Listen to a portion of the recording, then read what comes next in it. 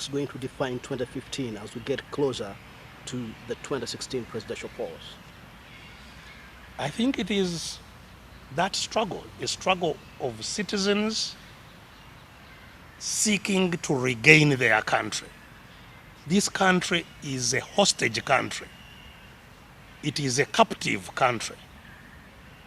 And the citizens, at the close of 2014, through a very important meeting that took place at Africana, converged from all corners of Uganda, from all walks of life, and said, we want our power back.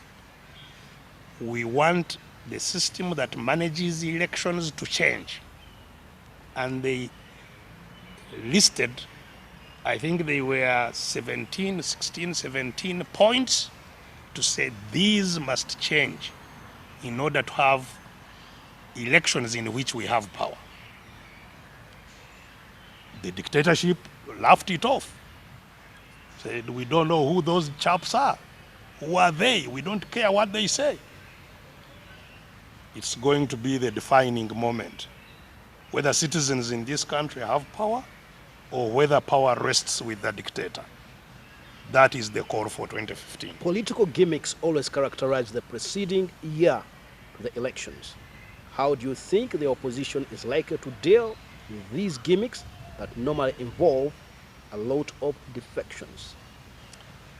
Well, individuals are going to be, I think, looking for individual fortunes.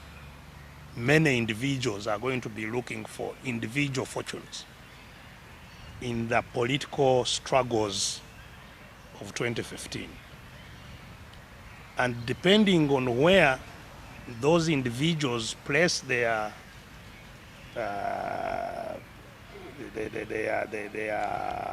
interests, you'll see a lot of drama. But those are individuals who are, you can call leaders.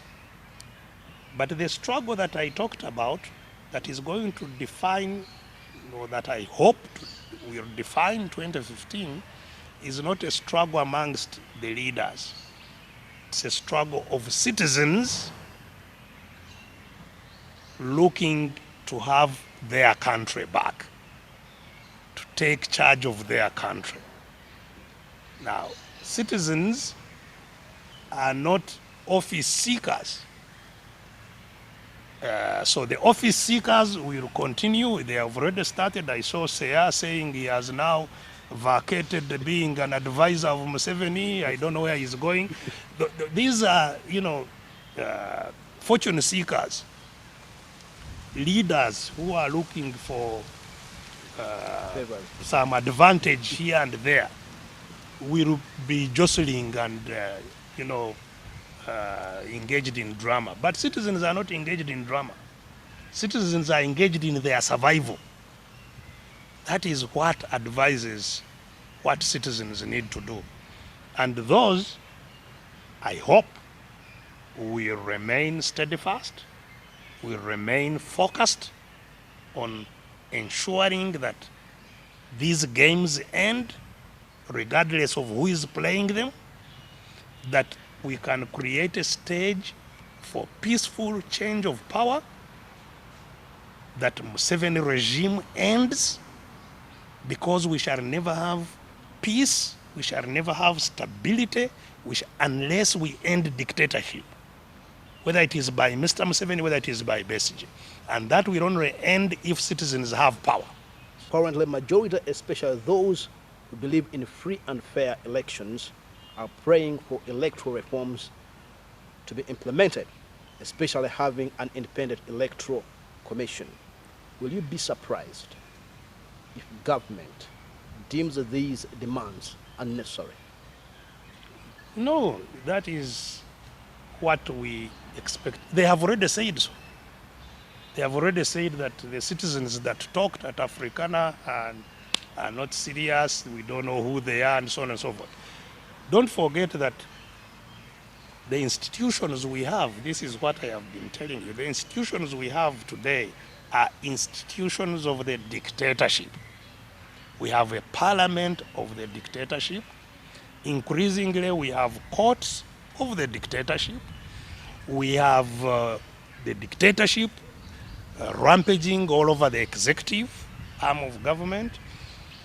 These are the things that we seek to change. They will not change themselves. They will not sit and say now, in the interest of good Uganda, we are winding up ourselves and going home. No. They will have to be pushed to either accept what citizens are saying or be overwhelmed by what citizens are doing. Those are the only two areas. Last, what is your message to Ugandans in the opposition who are yearning for change and those in the yellow bus? I would not like, and I don't believe it is correct, to characterize Ugandan citizens by being opposition or yellow. No. Ugandans are either oppressed or are working with the repressor, with the dictator. Whether they are in yellow, they are definitely under oppression. My message would be that those who want a free Uganda, those who want a democratic Uganda, those who want a well-governed Uganda must rally together, regardless of what shade of color they come from. This is the time to rally together, to restructure the country. Restructure it in such a way that there is just government, that there is free environment in our country, so that whoever becomes a leader in the new Uganda is controlled by institutions and is controlled by citizens, which is not the case now. Well, thank you very much, retired Colonel Dr. Kiiza Besigye, for being part of this interactive news segment where I host people of sound mind like you.